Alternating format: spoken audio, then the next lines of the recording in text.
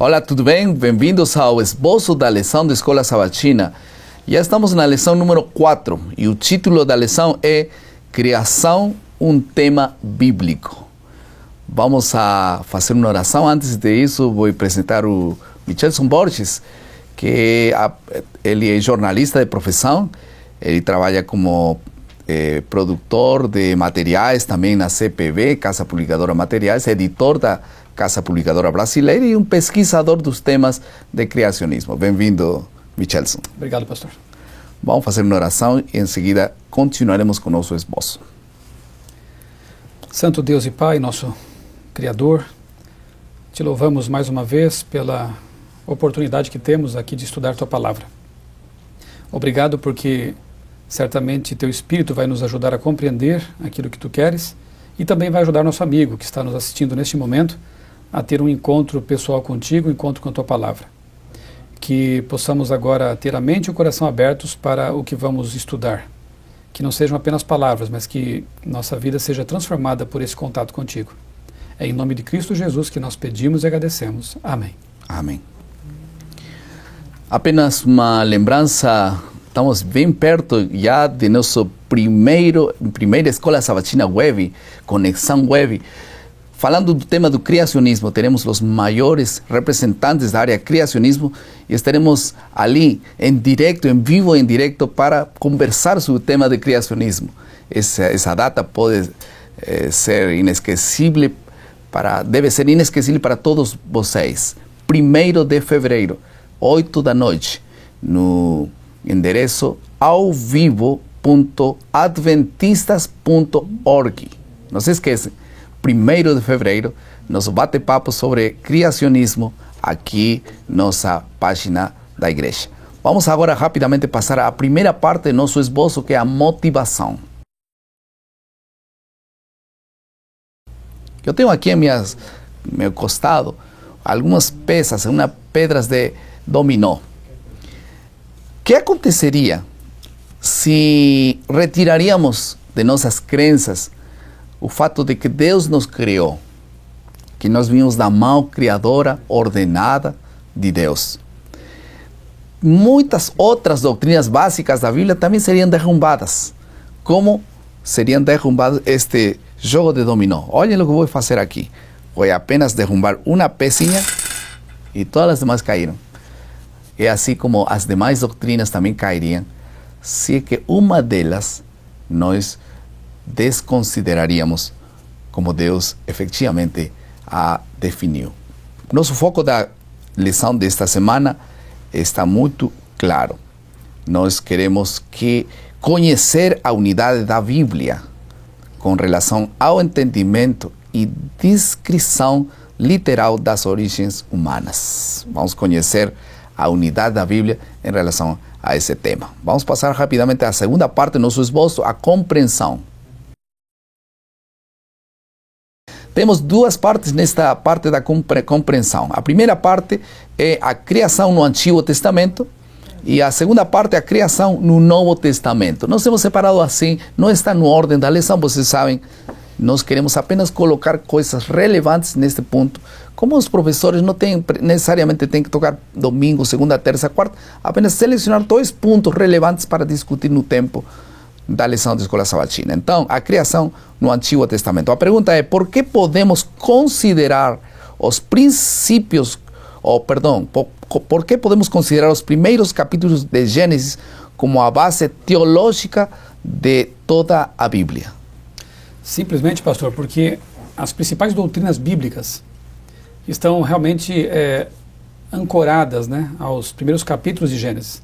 Se você pensar bem, a Bíblia inteira, ela conta uma única história, a história da redenção, a história da busca de Deus pelos seres humanos pecadores. E a história do pecado está justamente registrada primeiramente em Gênesis, quando fala da queda de Adão e Eva, quando foram ludibriados, enganados por Satanás, usando como médium a serpente.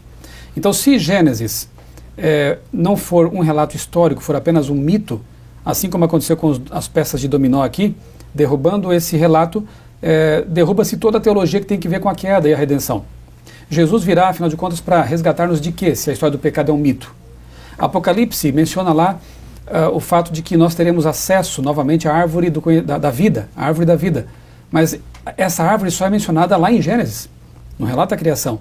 Se aquele relato é mitológico, isso também torna mito a nossa grande esperança de estar na nova terra e ter acesso mais uma vez à árvore que simboliza a vida eterna. Uhum. Então, como se pode perceber, toda a teologia bíblica está de alguma forma sustentada, amparada, relacionada com os relatos iniciais de Gênesis. Isso mostra também quão incoerente é a visão que se conhece como sendo evolucionismo teísta. Pessoas que tentam acomodar de alguma forma a crença em Deus com a crença na macroevolução, na ideia de que a vida teria se originado por processos evolutivos. Se foi assim, veja, antes de haver seres humanos que pudessem ser considerados como mais evoluídos e detentores talvez de uma suposta alma, como alguns pensam, já teria havido morte na Terra. Os primeiros ancestrais, ditos ancestrais dos seres humanos, já morreriam.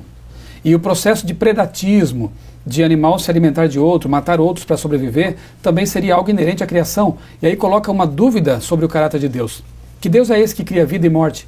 Que Deus é esse que teria criado beleza e também a feiura, flores e espinhos? A evolução teísta realmente adiciona uma grande dúvida com respeito ao caráter de Deus. Então, se você aceita o relato bíblico como literal, isso tudo se harmoniza. A própria história do pecado explica por que hoje há morte no mundo, por que há espinhos, por que há predadores, não é?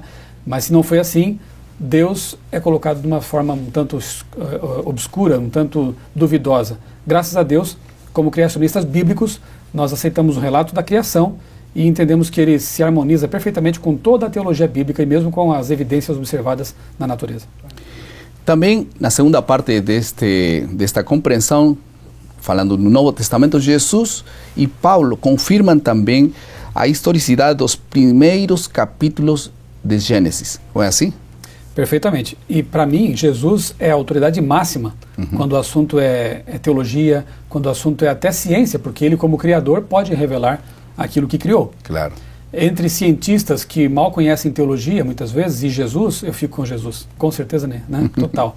Então veja, Jesus aqui em Mateus 19, nos versos 4 a 6, diz o seguinte: Então respondeu ele, Jesus, não tendes lido que o Criador, desde o princípio, os fez homem e mulher, e que disse, por esta causa deixará o homem, o pai e a mãe, e se unirá à sua mulher, tornando-se os dois uma só carne, de modo que já não são mais dois, porém uma só carne.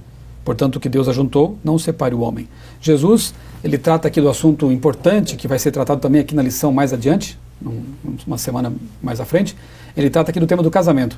E para mostrar o quão sagrado é o casamento, ele se reporta justamente às origens, à criação, quando diz, não tendes lido que o Criador os fez homem e mulher. Portanto, para Jesus, a criação é um relato literal, histórico, nada de mitológico. E para o apóstolo Paulo também não é diferente. Lá em Atos capítulo 17, quando Paulo está discursando no Areópago, ele aponta também para o Criador, dizendo que toda a humanidade provém de um único casal, de um único homem. Ou seja, para o apóstolo Paulo, inspirado por Deus, e para Jesus, que é o próprio Deus, Gênesis capítulos 1, 2, 3, 4, os primeiros capítulos de Gênesis são realmente relatos históricos e literais. Amém.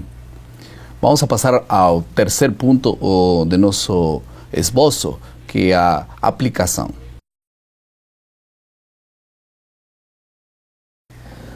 Falando agora de nosso tempo, como é que esse tema do criacionismo pode ser relevante para esses tempos finais?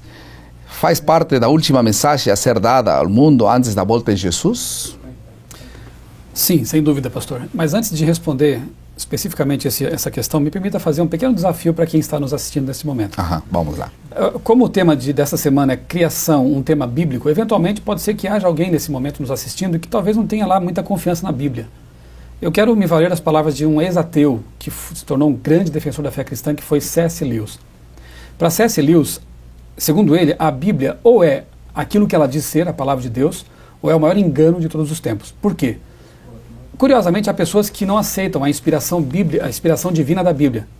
Acham que ela é um livro de literatura, um livro de sabedoria oriental, alguma coisa assim. Mas eu não aceitaria de modo algum como um livro de sábios, um livro que cujos autores dizem assim: palavra de Deus, eu falo em nome de Deus, eu recebi uma revelação de Deus. Eu consideraria, se não fossem verdadeiros, como loucos. Portanto, não há meio termo nessa questão. Ou a Bíblia é aquilo que ela diz ser, ou seja, a palavra de Deus, ou é nada mais do que isso. Um livro de impostores, um livro de pessoas que estavam ali lunáticas, não é? Nós só temos duas opções, não temos um meio termo nesse caso.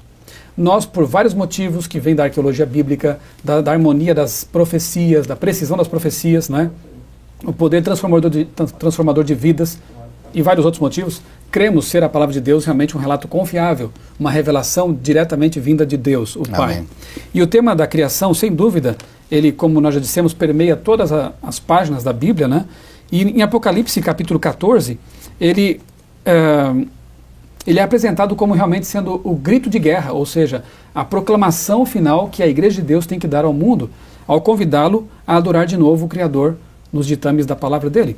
Diz assim Apocalipse 14, 6 e 7. Vi outro anjo voando pelo meio do céu, tendo um evangelho eterno para pregar, eterno, nunca muda, é o mesmo, sempre, para pregar aos que se assentam sobre a terra, a cada nação, tribo, língua e povo, dizendo em grande voz: temei a Deus e dai-lhe glória, pois é chegada a hora do seu juízo, e adorai aquele que fez os céus, a terra, o mar e as fontes das águas. Aqui nós notamos a mesma fraseologia que foi usada lá no 4º mandamento, em Êxodo capítulo 20. Lembra-te do sábado para santificar, porque em 6 dias fez o Senhor os céus, a terra, o mar e as fontes das águas. Portanto, a grande missão da igreja nesses últimos dias é convidar a humanidade a adorar o verdadeiro Criador. O Criador que fez o mundo em 6 dias e colocou o sábado como um dia de descanso e como um selo dessa criação especial feita por Ele. E esse é nosso tema, e assim nós estamos confirmando que nossa vida só teria sentido se é que Deus guia as pessoas, Deus cria e Ele quer conduzir a vida das pessoas pelos caminhos corretos. Vamos agora a passar a última parte do nosso esboço, que é a criatividade. Não sei o que vocês pensam, mas depois de estudar todas essas lições, alguma coisa está acontecendo no nosso coração. Algumas pessoas que já acreditavam na Bíblia, já acreditavam na criação pela fé, agora estão confirmando que efetivamente nós vimos da mão bendita Criadora de Deus. Agora vocês ficariam calados e felizes com saber só isso?